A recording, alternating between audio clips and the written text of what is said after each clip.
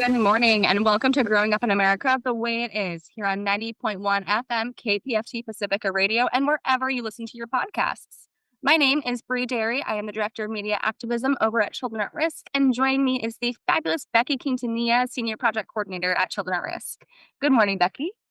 Good morning, Bree. How are you doing today? I'm great. It's great to have you on. This is one of my favorite co-host segments, so it's going to be a really fun, energizing show today, I think. And real quick, before we start, I would say I went to karaoke the other week, and this was one of the options, Kids in America. And I was like, should I sing this or should I sing something else? I did not sing it because, you know, it just, I feel like other people didn't know they didn't get the vibe of Kids in America. So I had to skip. Oh, so what was your karaoke song? I'm curious. It was a mix.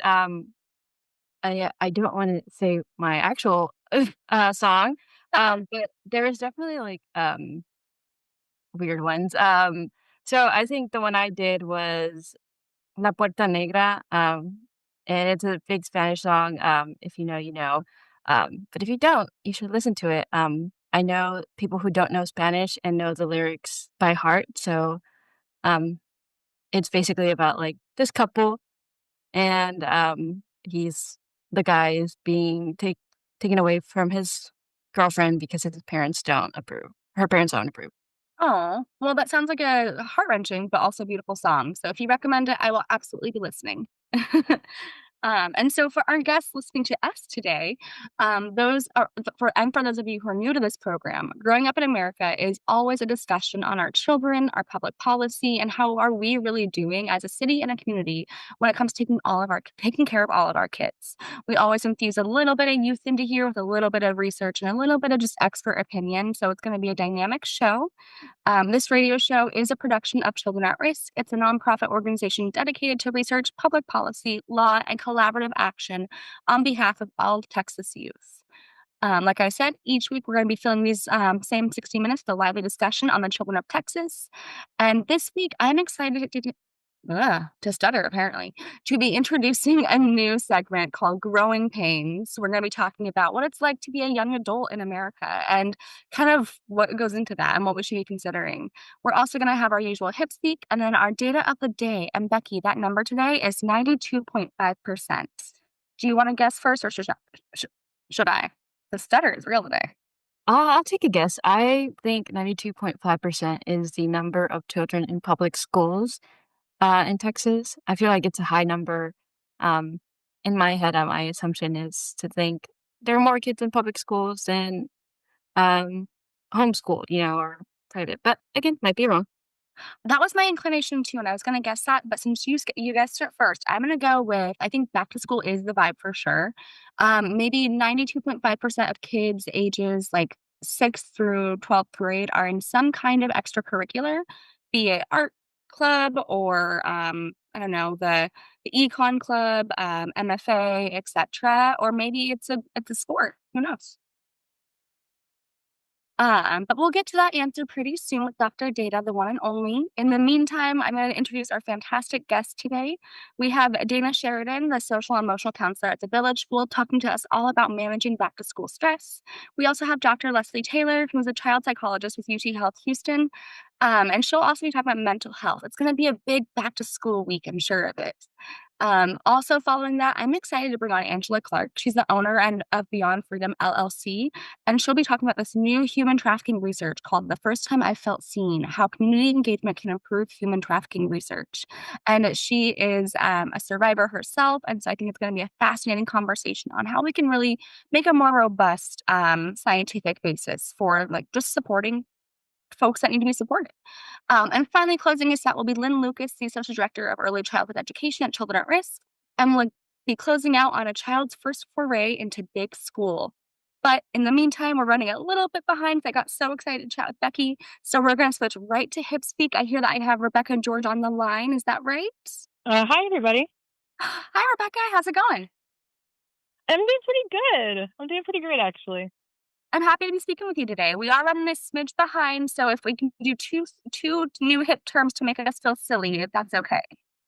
Of course. Okay, so my first phrase for you is nerd out. Nerd out. I think it's when you're just like hyper fixating on something and you are just like spieling the spiel and talking your heart's desire off. Well, my guess Um, is really quickly. My guess is like whenever you're a know-it-all. Ooh. ooh, okay. So Bree is actually correct. So on, I guess specifically TikTok is what I've seen. People are being encouraged to nerd out because they think people have gotten a little too cool on there, and people are like, "You need to nerd out." I do love a good nerd moment always. Okay, what's our next term? I guess it's our last term. I'm assuming because you said two. Mhm. Our last term is diva down. We have nerd out and diva down. I'm here for this. I think I'm just thinking boogie. Like you are diva out, like you're just like dressed up, you're glammy, and you are just like the star of the show. Becky, what do you think? My guess is Beyonce has fallen, because Beyonce is the most top diva in a good way. So diva down is usually whenever you see something or someone who is like fabulous or like a general diva fall. Like usually like if you see like a video of like I saw a video of like a mannequin wearing a really good outfit just falling over and so many people commented diva down like it had fallen down and it's such a funny thing to say like whenever anybody or anything falls. So I highly recommend it. I love that, Becky. You were so right. Rebecca, Yeah. those were great. Thank you so much. Thank you guys so much. All right. And with that quick hip speak, we're going to transition into our first guest of the day, Miss Dana Sheridan, who is a social and emotional counselor of the Village School. We're going to do a very quick musical break and then chat with her for just a minute. We'll be right back.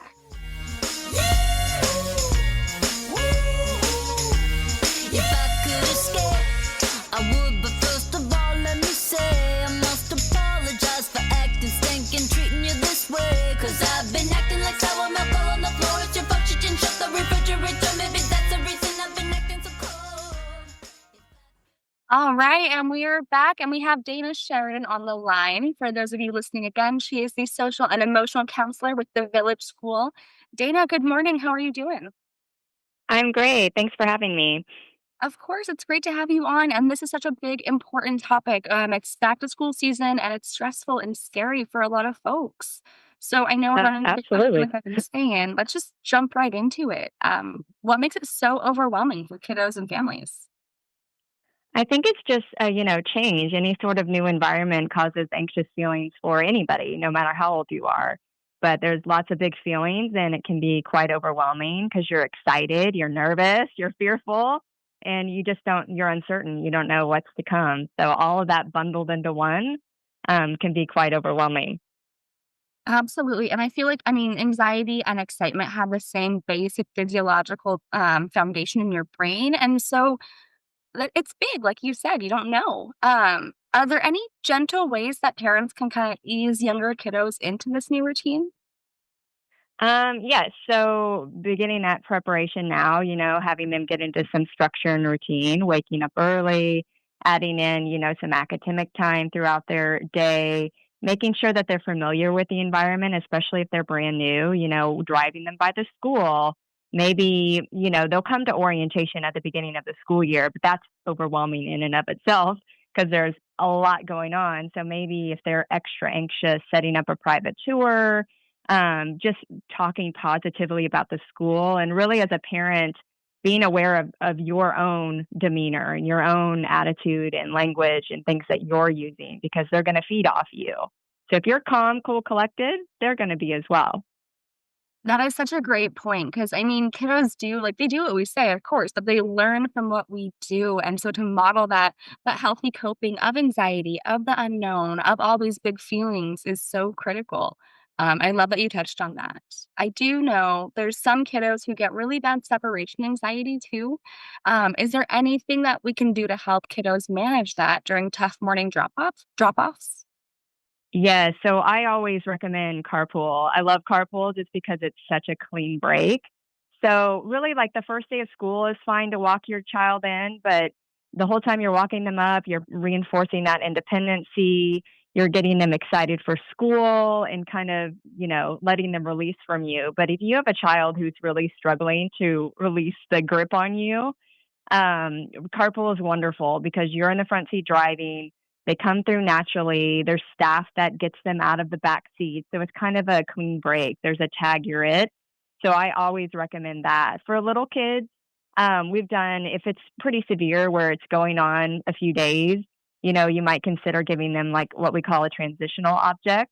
So with anybody, if you're extra anxious, you need to get out of your own brain. So taking care of something else might be great. So if your son has an Iron Man toy that they're obsessed with at home, maybe talking to them of, it's Iron Man's first birthday or first day at school too.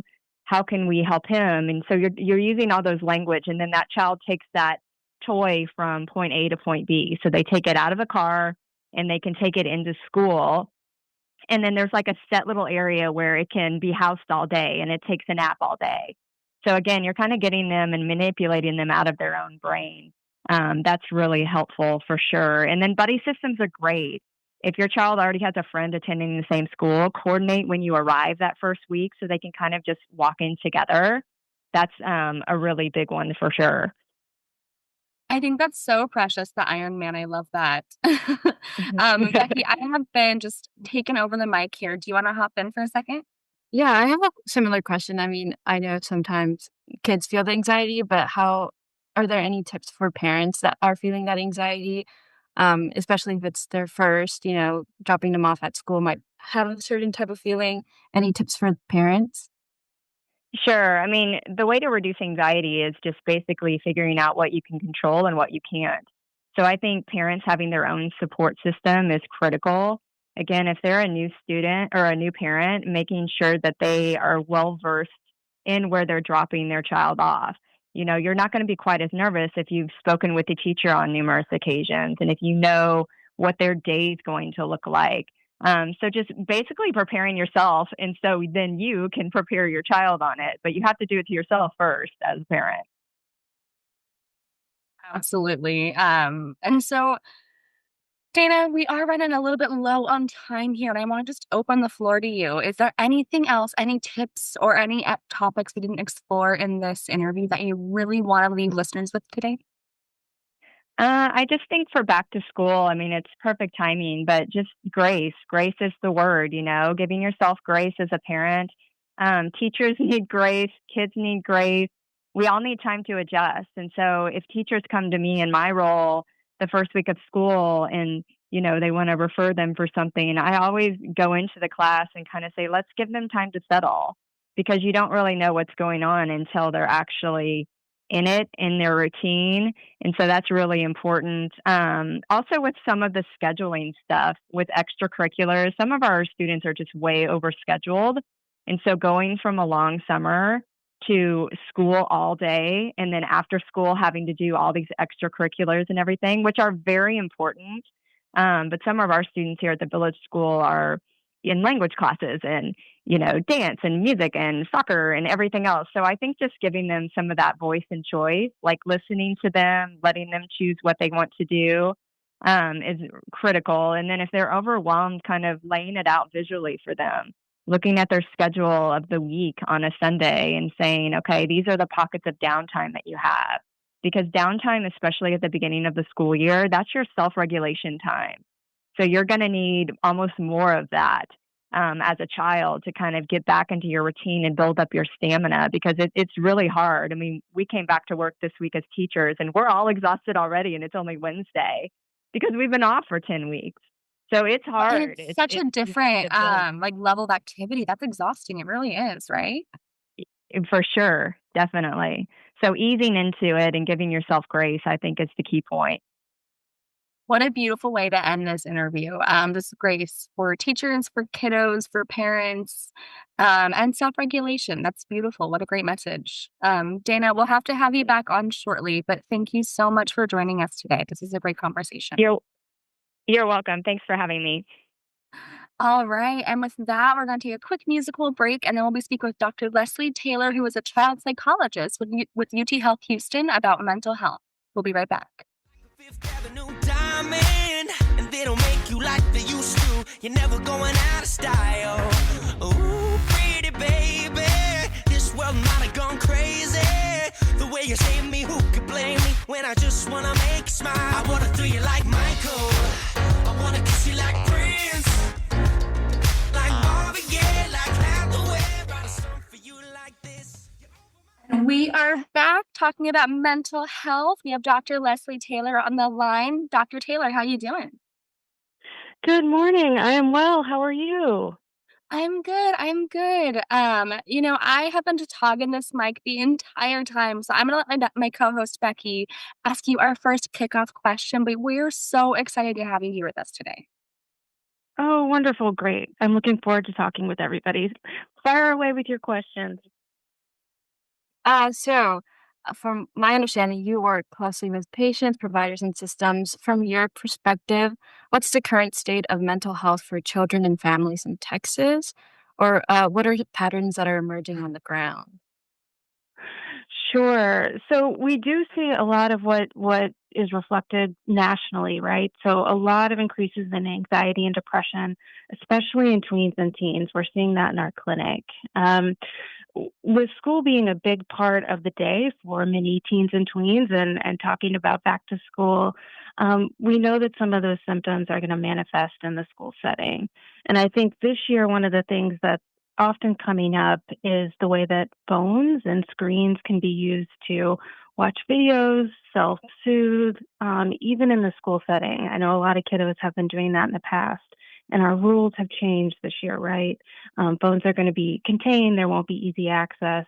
And so I am wondering how this is going to affect some of the classroom dynamics, especially with those kiddos who have been using phones to kind of regulate. Absolutely. And there's such a dependency on phones as well, too. I know that schools can be a big scary place in a lot of ways.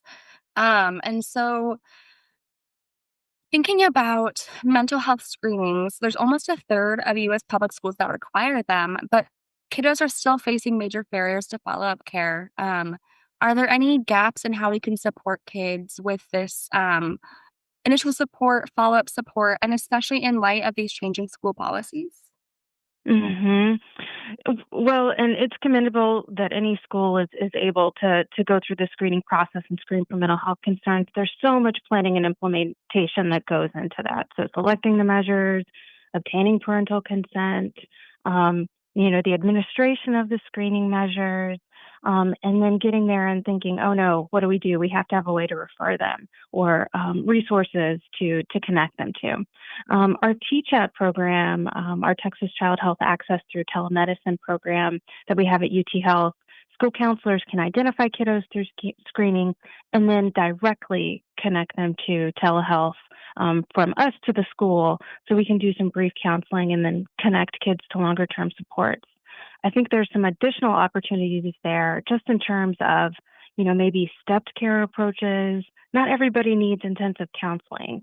I know there's a lot of web-based kind of ICBT or internet-based CBT programs that are in progress where kids can kind of self-pace. And I'm wondering if there's ways to do that in the school setting so that we're giving them like a lower dose. Maybe they don't need individual sessions immediately. Is there a way for us to leverage everybody's, time and skill set? Because many of the school counselors that are at the school kind of helping with these interventions, they have numerous kids on their caseloads. They just can't provide individual sessions to everybody, things like that. Dr. Taylor, I do want to go back a little bit on the phones. I know, for example, states like California, and I believe we also had some legislation passed on phone banning in schools. Do you think that could potentially help mental health in our students that we see in our K through 12? Yes, yes. Don't get me wrong. I don't want kids using phones at school. I think they need to be paying attention to the instructional content at school. But I also think that more and more data is pointing towards the more time that we spend on screens, the worse it is for our attention, our focus. Those algorithms are designed just for us and give us only the content that's interesting for us. So naturally, that can make school seem more more dull or less compelling to us. So I think more time away from screens, being able to focus our attention on different types of content is healthier for everyone. Well, and there's some research, correct me if I'm wrong here, but about how phones are decreasing attention span and our working memory as well. So we're not able to remember things for quite as long as we used to, and they're addictive. So that makes total sense, I think. Mhm. When we think about mental health or even trauma, trauma was what I wrote this question initially on, but just kind of following the vein of this conversation, when we look at mental health challenges in kiddos, whether it's depression, whether it's trauma, how it's subtle and it's very complex. So, what are the hidden or overlooked ways that mental health shows up in kiddos and families? Mhm. Yeah, often we first start to see disturbances in sleep. Maybe it's nightmares, not sleeping enough, sleeping too much, or we may see physical signs and symptoms. So headaches, more stomach aches, things like that. Some of the more hidden signs, especially with trauma, can be in relation to the development of relationships with other people, especially in the school setting. So, for children who have had abuse and neglect backgrounds, it's really hard to connect with other adults because we don't necessarily trust them if we've had that kind of a history. So, it's hard to learn from a teacher. It's hard to trust a teacher and be vulnerable with a teacher if your blueprint for adults is not very kind. And even with that being said, if a teacher would try to correct you, if you've had that kind of a history, you might not take it as a gentle correction. You might take it as a threat. And so you would react defensively potentially in the classroom. And then you might get in trouble at school. And nobody would know this whole time that you're really struggling with a trauma response. So those are that's kind of a more hidden or less known way, unless you've really studied or know about trauma informed care or how trauma impacts students. And that's such a good point too. Something I think about a lot is that like, the real world exists, but our perspective of the world is how we see the world and how we interact with it. Mhm. And so we're carrying all this emotional energy with us every single day. And I think it's important to remember that kids are very much learning how to regulate those emotions and how to work through trauma and work through all these big, big things. What a good point. Now, there is such a huge value in integrative care. So, what does it mean when we're looking at these kind of subtle manifestations of mental health challenges? What does it mean to treat the whole child or the whole family? And how can that really improve mental health outcomes? Yes, I love this question. This is a rich and important question. Um, so for me as a psychologist, the work that I do, I'm really looking at all the different kind of factors at play as I'm conceptualizing a case, which means I'm trying to figure out why is the presenting problem happening? What are all the contributing factors? In physical health, how caregivers' physical health is, how child physical health is, all of those things kind of factor into that bigger clinical picture. We recently had a case in our clinic where a kiddo had to take a medication for their physical health that was making them really drowsy and therefore very irritable, especially by the end of the school day. If we had ignored that information or didn't have it, it really would have affected our treatment planning. But since we were aware that was medication that had to be taken, we can talk to the school and talk to the parent about accommodations, other ways to help the kid kind of get through the day. Does he need more breaks? Is it harder to focus when you're on this medication that makes you drowsy? What can we do for executive functioning skills? And then we were able to kind of see this kiddo through a trial of a different medication, which helped him pay attention better. And it was just wonderful seeing the family kind of adapt to everything, but also being able to talk with other providers in the child's life to make that happen. That's so beautiful too, having gone to school in an age where it was very much one size fits all.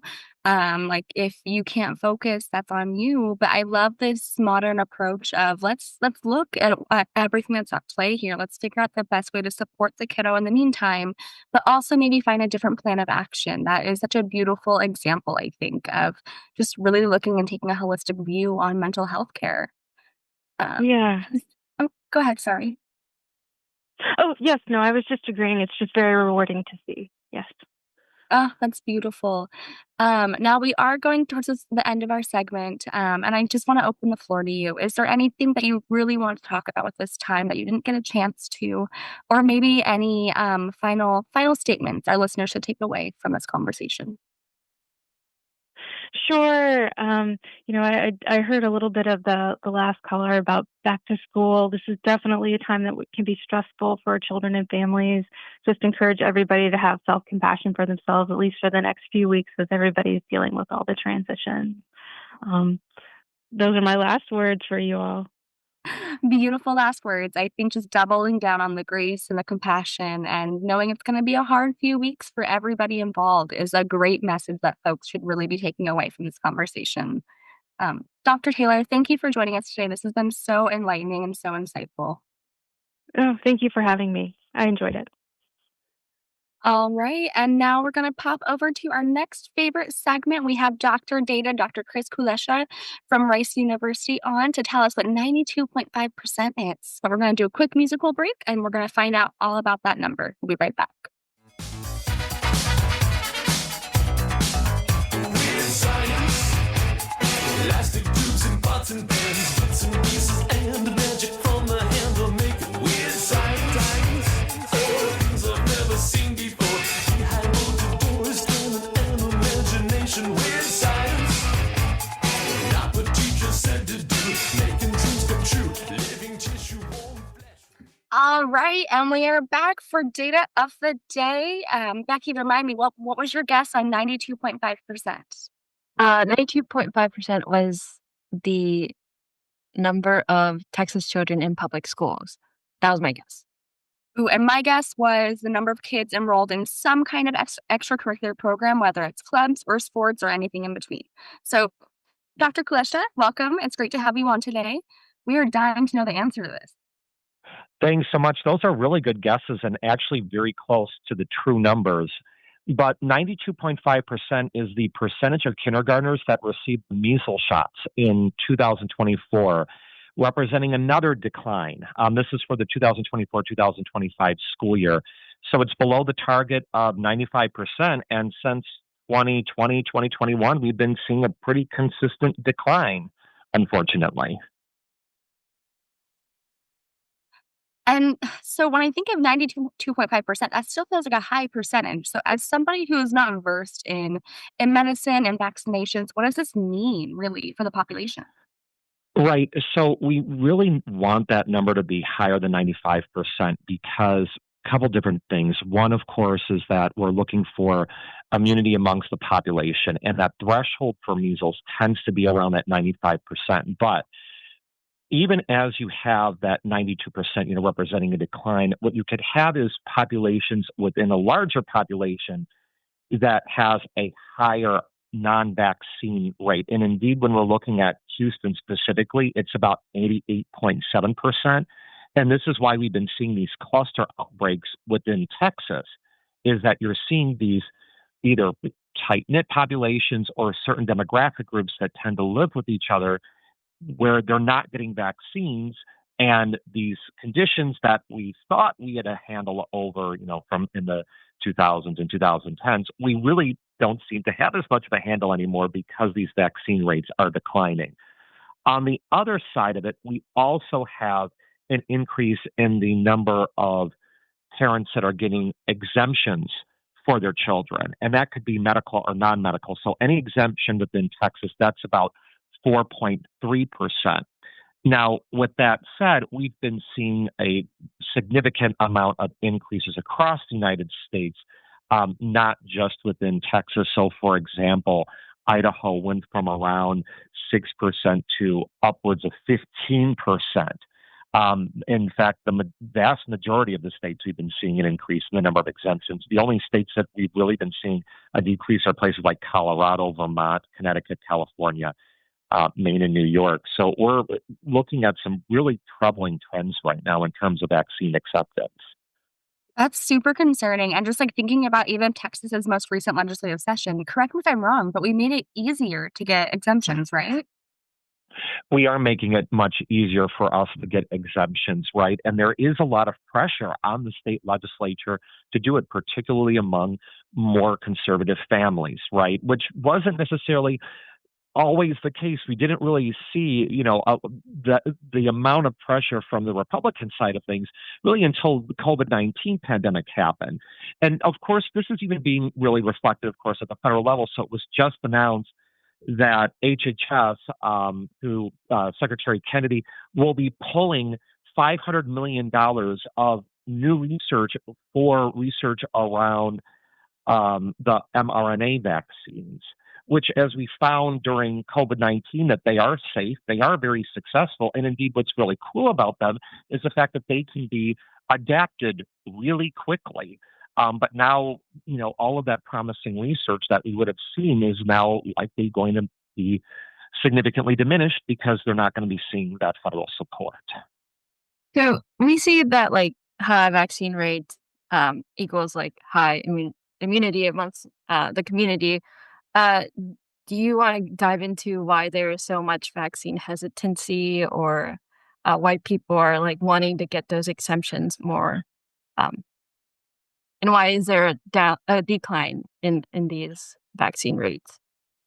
Right. So there's a lot of misinformation. And I think to a degree, COVID-19 really did play a bit of a role in it. The COVID-19 vaccine was developed very, very quickly. And there were, a lot of legitimate concerns about, you have a vaccine that gets developed that quickly. Was it properly tested and whatnot? What I will say is that, while it was quick, all of that initial data, and especially the data right now, does show that the vaccine was indeed safe. And it was something that was really necessary to combat the pandemic. But you had, the quickness of the COVID-19 vaccine creation that had an impact. Also, just the lockdowns and then some of the vaccine mandates, which made people second guess even the vaccines that have been around for decades and that have proven themselves time and time again to be safe and effective. So with that being said, a lot of misinformation out there, misinformation popping back up, for example, saying that vaccines cause autism. They do not cause autism. There's now more information going around that some of the preservatives within the vaccines might be causing autism. No, that is not the case. So it's unfortunate that we had, that really what ended up was medical advice got mixed in with politics, and that should not be the case. I think that's so interesting that we're still kind of stuck in this like medical advice being swayed by politics space that we saw in COVID. And this might have been a little bit outside of the research that you did for this segment, Dr. Data. But what can we do to reinstate faith in medicine and to combat this misinformation? So I would say that to combat the misinformation, it's going to take a lot of bipartisan consistency. So there's research that came out in political science that showed that individual health behaviors are now being tied to partisan identification. And that is a really scary thing. That, your party ID is going to be predictive of how much you listen to doctors and health experts. That's something that really gives me pause.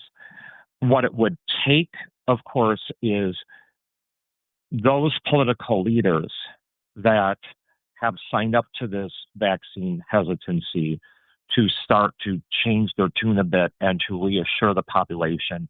But even in that case, it can be very difficult. And then, so for example, I don't know if you've ever heard the term rhino, Republican in name only, whatnot.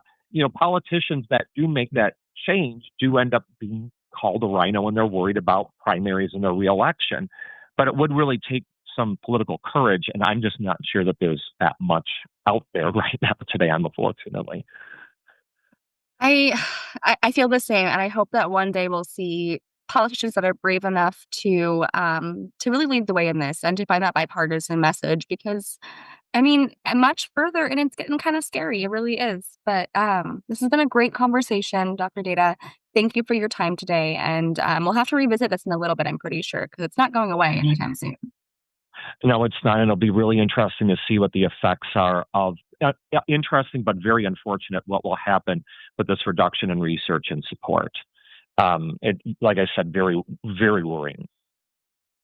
Well, on that worrying note, we are going to have to close out this segment, but thank you again for joining us. We're going to go to a quick musical break and then talk about some more uplifting research, some kind of cutting edge stuff around anti trafficking and survivor support.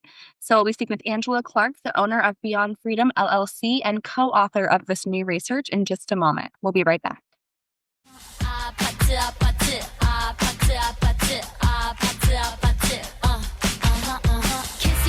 Kissy face sent to your phone, but I'm trying to kiss your lips for real.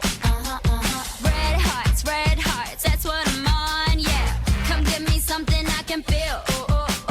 Don't you want me like I want you, baby? Don't you need me like I need you now? See tomorrow, but tonight go crazy. All you gotta do is just meet me at the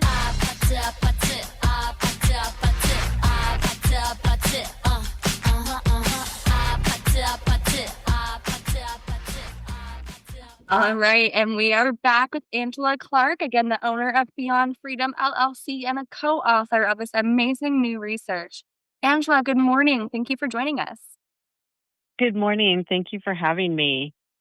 Now, I just wanted to dive into this research. Can you tell us a little bit about this new report and how you kind of got involved with this project?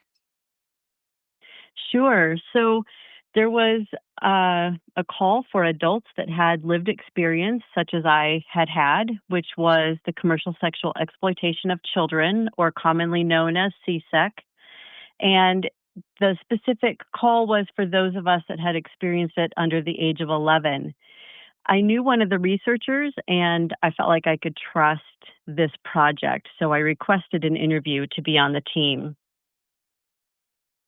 I think that's the integration of lived experiences is such a unique take on this, and I really love that you are able to engage in this kind of project and really just bring your experience forward in a way that can help people in a lot of really important ways. And so, when you think Absolutely. about the title of this research, this is the first time I've felt seen. What does that mean to you? That's exactly this. Our population had never been researched before in the history of all the research around trafficking in the last 20 years plus. We had not been researched so all of us are looking continually for ways to grow visibility and find some way to maybe create better interventions. Definitely prevention is on our mind. So we're trying to, you know, give back and make purpose out of what we experienced. So it's really pivotal and groundbreaking.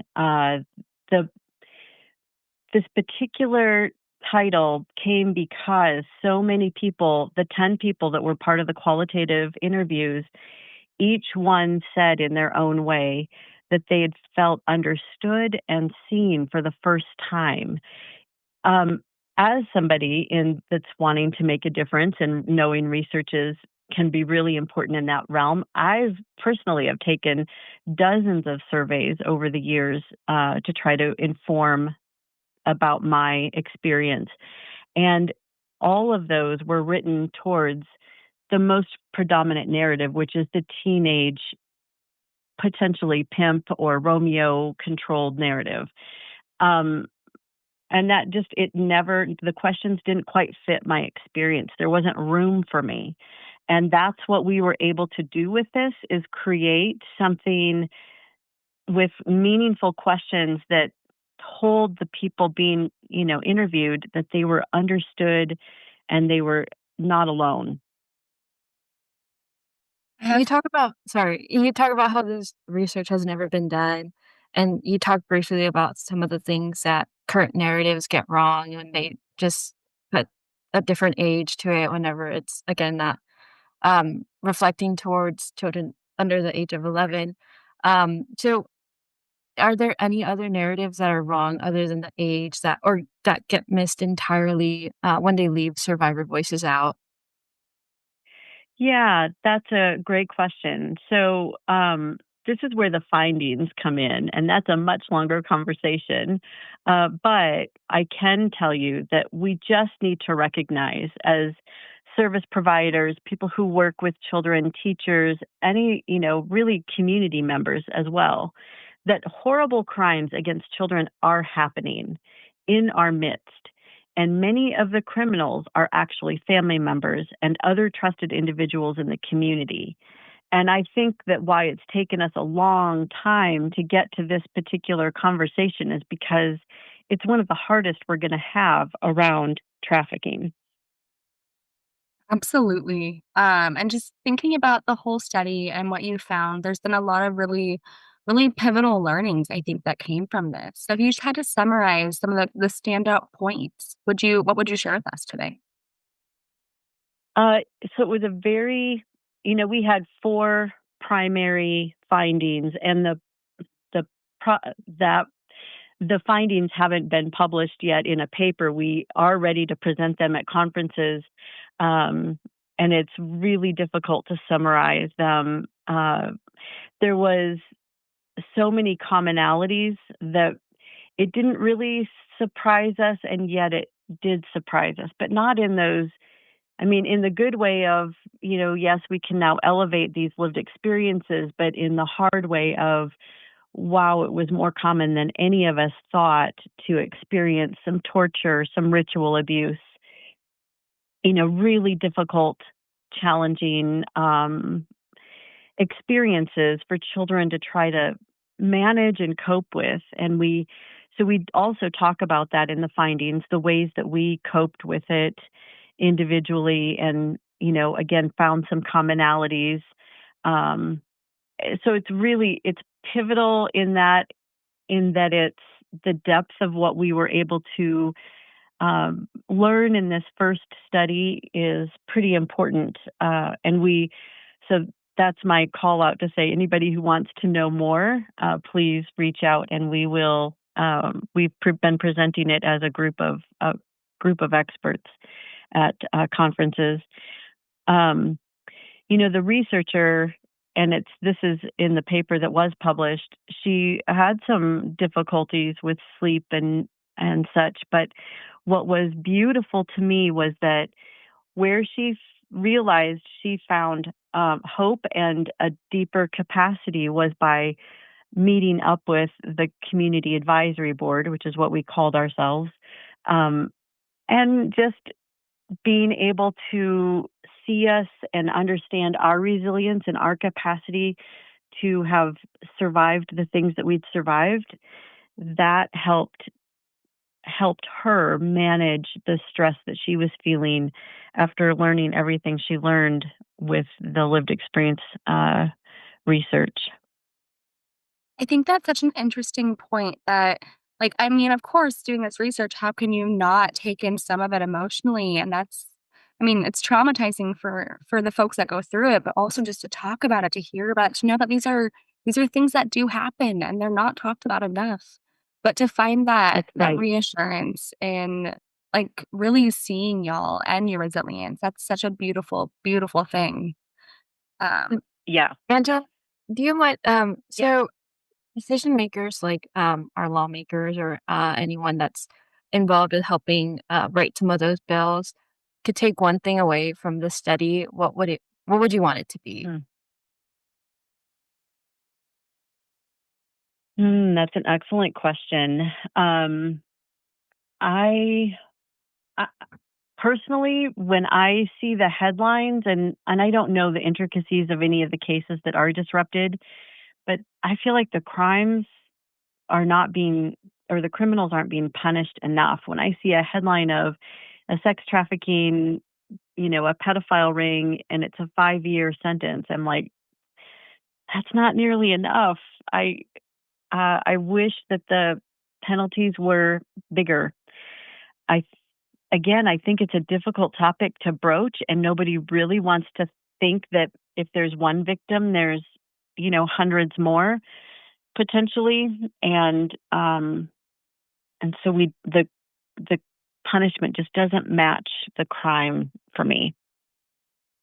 Or the longevity of the crime, because I mean, 5 years cannot equate to a lifetime of experience and impact on people either. That's right. The youngest person, the in our collective experience with the 10 subject matters or subject experts was 6 months of age was the beginning. There were several people that had their exploitation started when they were very, very young. The median age, I believe, was 4.5. I'm speechless just hearing those numbers, and my heart is breaking in so many ways. I Yeah. really Yep. truly hope that our decision makers, our policy leaders can look at research like this and truly begin to understand how to punish behaviors like this, because it does need to be looked at, I think. Yes. Yes. Angela, I'm gonna have to invite you back. I think there's a lot that Yeah. we didn't have time to dig in, but I'm so grateful for your time today, for your expertise, and I can't wait to hear you presenting at all these different conferences. I think it's gonna be very impactful, and I'm really excited to have you Yeah. be a part of this work. Thank you so much. This was a great experience. On that note, we are going to switch over to our final guest of the day, the one and only Lynn Lucas. She is the Associate Director of Early Childhood Education at Children at Risk. And we're going to just kind of pop it back to school season and talk about a child's first foray into big school. But before we do that, we're going to go to a quick musical break, and we'll have her on in just a minute.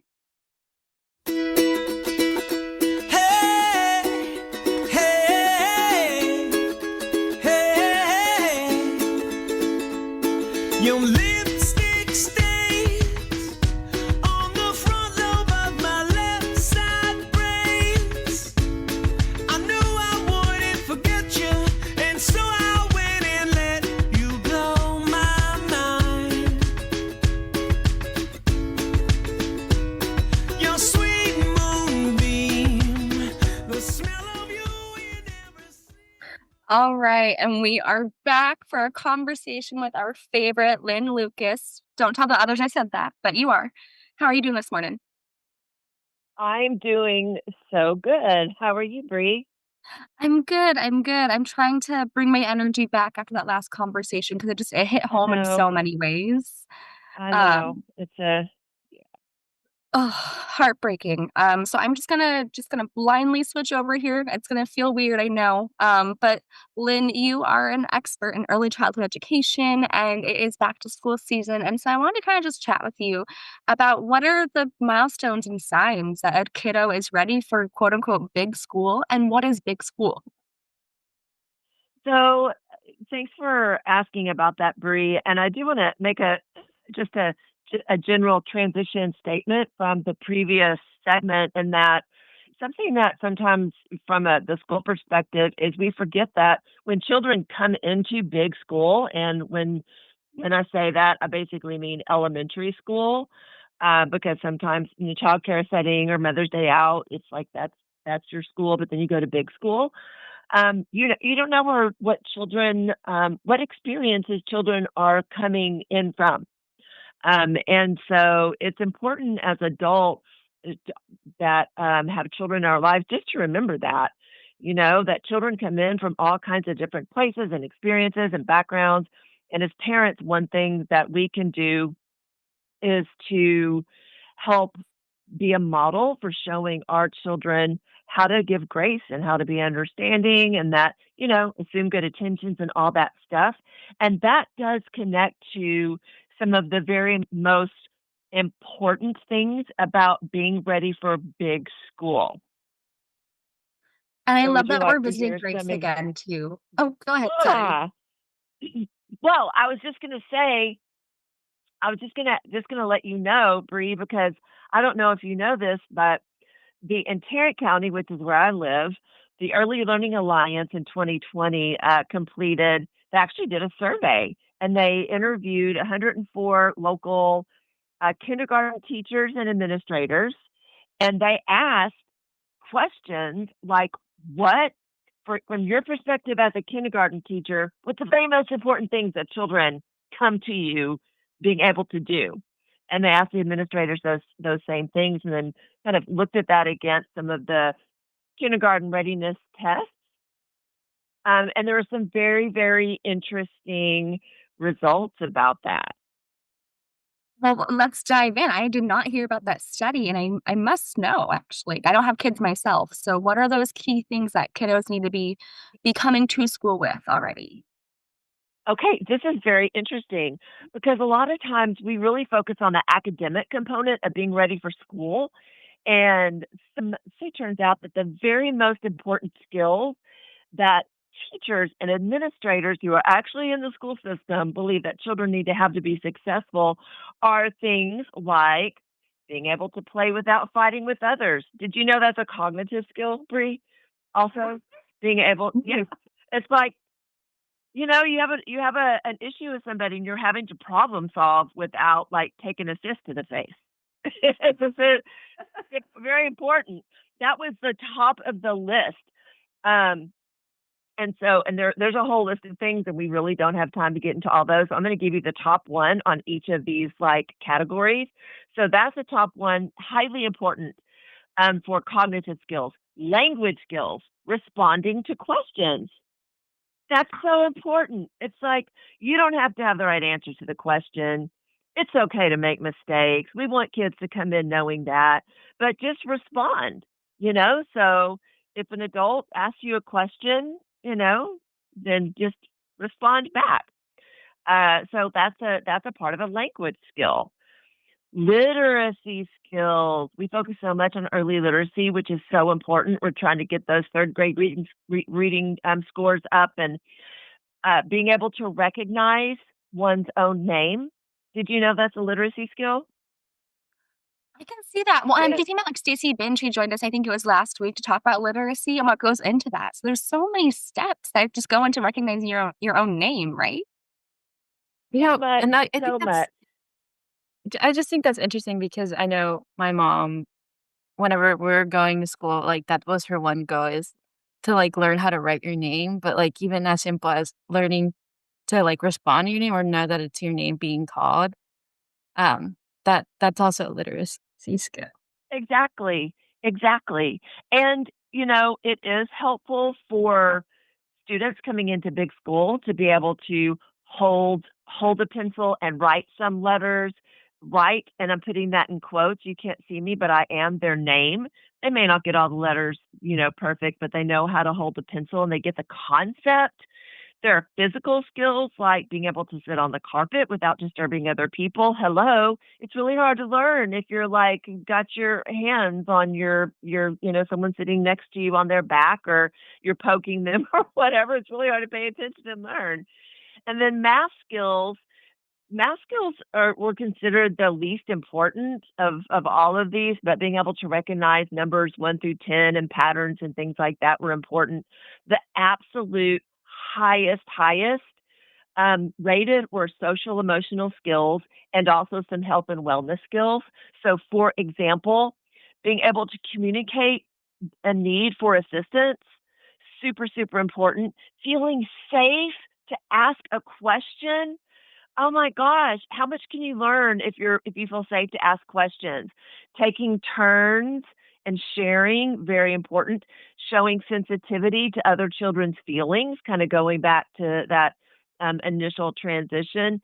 And then health and wellness, being able to participate safely in activities, managing personal needs independently. And so I'm going to tell you for that one, it's really helpful if when coming into pre-K or kindergarten, a student can go to the bathroom themselves. Their teacher's not going to be there and I know this is hard for parents, they're not going to be there to wipe their hiney. I know they may not do the very best job ever, but please, please, please begin helping your children learn how to do some of these things on their own. I'm just giggling over here. But it's important, and we don't always think about those things either. I have a friend that she's a kindergarten teacher in Florida, and it was her first year last year, and she was just baffled at all the different behaviors that she saw, and she's like, "Oh my goodness, what do I do? This kid is throwing a chair across the room. He is um, angry because I asked him not to eat his paper. Like, Yeah, uh, I mean, some kind of basic things, how to have lunch. What do you do if you get really upset? It's okay to be angry and sad and have all these big feelings. And as adults, we have an opportunity to show children how to manage big feelings and to help to teach them how to manage their own big feelings. yes. Now, Lynn, we are getting close to the end of our episode, so I have 2 options for this final question for you. Is there anything else that we should be paying more attention to? Or are there any key strategies that you've seen that really help kids acclimate to schools and to be able to be ready for big school? Since we're getting right up near it, I would say if you're a parent out there who's got a kiddo going to big school, definitely go to meet the teacher night. Definitely take a trip up to the school. If your child's going to walk, let's practice walking together. Let's practice walking home. Let's practice the bus. If the child care facility can go and visit, or the pre-K kindergarten teacher can go to child care and say, here's kiddos, here's me, and here's what you need to know for kindergarten, even if that's not going to be their teacher. Anything that will help in those ways. Telling stories night after night about what that big first day is going to be like, and knowing what to anticipate after school, also very important. Parents out there, it's your big day too. It's okay to have your big feelings, but your kiddos take cues from you. So make sure to, try to wait until after they've been dropped off for the day to have your big cry, and just reassure your children and yourself that everything is going to be okay and you'll see each other at the end of the school day. Yes, what a way to close out this episode. Grace and space and just emotional mindfulness as we go into this big next chapter for so many little ones and for so many parents. Lynn, thank you for joining us today. We are out of time for our Fast Five, but I'll have you back on and I'll be interviewing you on all the fun questions later, I promise. Thanks, Bree. All right. And thank you all for tuning in. This has been Growing Up in America, a production of Children at Risk. You have Becky Quintanilla here and Derry as your hosts today. Be sure to join us next Wednesday from 9 to 10 a.m. And we're also going live with a rebroadcast of this episode every Monday at 10 a.m. At noon. I apologize, at noon. We will see you next week, and thanks for tuning in.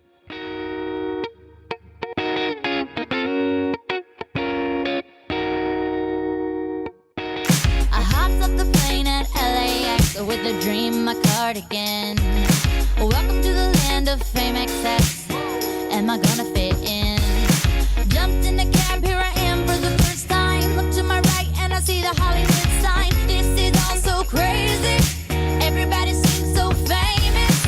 My tummy's turning and I'm feeling kinda homesick. Too much pressure and I'm nervous. That's when the taxi man turned on the radio and a Jay-Z song was on. And the Jay-Z song was on. And the Jay-Z song was on. So I put my hands up to play my song. The butterflies fly away. Nodding my head like yeah. Moving my hips like yeah. I got my hands up to play my song. I know I'm gonna be okay. Yeah. It's a party in the USA. Yeah. It's a party in the USA. Get to the club in my taxi cab. Everybody's looking at me now. Like, who's that chick that's rocking kicks? She gotta be from out of town. So hard with my girls on around me. It's definitely not a Nashville party. Cause all I see is the letters. I guess I never got the